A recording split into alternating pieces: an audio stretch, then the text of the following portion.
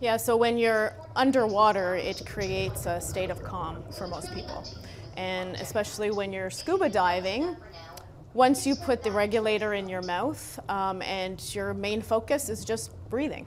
And in some cases, people find that very meditative, puts you in a meditative state. And so with this being an application to kind of practice strategies for stress or anxiety, those breathing exercises really come into play here.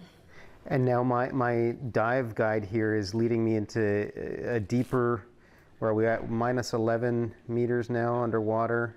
Yeah, and if you look on your right hip, you'll notice you have a flashlight as well, so you're able to grab that if you like, and use it when you're exploring these deeper areas. So while you're holding it, if you pull the trigger, you should be able to turn it on. There you go. Now going deeper into this area is supposed to be a bit more stressful than it was when you first entered closer to the surface where you still had access to sunlight. So this part is supposed to just be a little more stressful in that you're going deeper into the water and you're not quite sure what you're going to find. It's interesting because it is obviously a simulation, but I can feel the sort of stress level just even when I come close to the side of the wall here, or just like it really kind of plays with your mind, doesn't it? It does, and so throughout the entire experience, the whole goal of the experience is you move from environment to environment, the level of stress actually increases, and so you're building up a capability to deal with stress through progressive levels of anxiety. So some people are afraid of tight spaces and darkness, so that's what the crevasse then promotes is, how do I deal with this level of stress before we get to something even tougher? You can't even see the top of the water right now. My breathing equipment is broken. I'm losing air fast. Can you pass me that reserve tank attached to your waist? I can feel my heart rate just going up a little bit. So this is that the purpose? Is it you're trying to sort of? Yeah, and this is the perfect time where you can use that breathing exercise. As you progress through the experience and you approach the ship, you'll start to see more non-friendly animals start to show up, in the case of sharks and other things that you don't want to, that do raise the level of anxiety for a lot of individuals. It usually takes a few minutes of being immersed in the experience before you start to enter this what they call flow, which is a sense of timelessness, effortlessness, selflessness, where everything outside of your sphere of vision, it basically gets shut off and you're just focused on what is happening to you within your virtual world.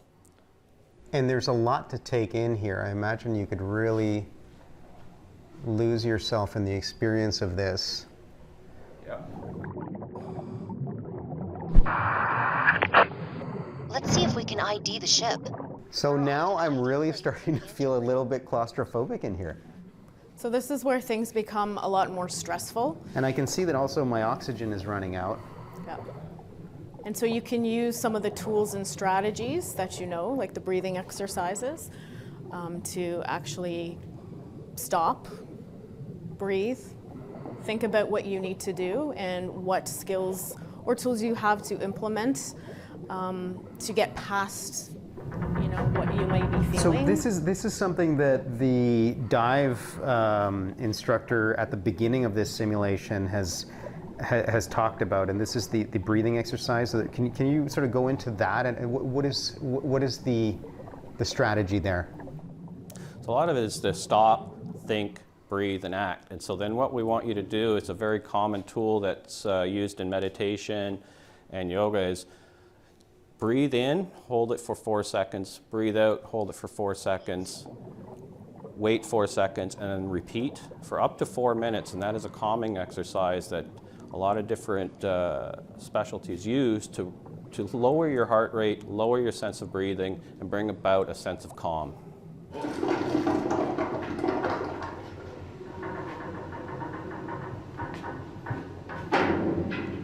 Okay, that doesn't sound good. Have things gone pitch black now? Yeah, so basically what you've been through is an earthquake. Oh wow, yeah. Okay, so I'm feeling very cornered here. So now again, this is where those strategies come in for stress, right? You need Okay, to stop, so this is take a breath, also very low on oxygen. and think about what you can do to get yourself out of there. So again, that comes back to that strategy: stop, think, breathe, and then act. Okay, so that was just one or two crisis situations, but you can feel like your heart rate going up. Like it really immerses you in that experience. It does, yeah. And there's a few other, we don't want to, of course, spoil all the, because there's built-in surprises, right? For people. So what is, you've tried this already, you've piloted it a little bit with people, first responders, people who are suffering post-traumatic stress. What's been their experience? It's been stressful. Yeah. The whole point of it is to be immersed in a situation where you need to stop, think about what you need to do, and actually use any kind of coping strategies you have, or any tools that you have been taught to deal with your triggers or your anxiety, and be able to implement them in a VR situation where you know that you're physically in a safe place. Right, so it's just about practicing. It's practicing in this virtual environment on using those skills and strategies, and then bringing that into the real world, so that if you're ever feeling overwhelmed or having a panic attack or feeling anxious about something, then you can think back to what you did in the scuba experience, do your breathing, think about the strategies you have, implement them, and get yourself through whatever situation it might be. Where we're looking to go with this opportunity, this application in the future, is making it where it's multiplayer. So then you could have somebody who, say, is suffering from PTSD and is self-isolating even from their family, allowing them to still stay where they are, but then bring their family together virtually as in a dive experience with their family members, say, upstairs, and they're in another room. So a lot slowly brings them together in a safe environment, and allowing them then to broaden out and then go into person.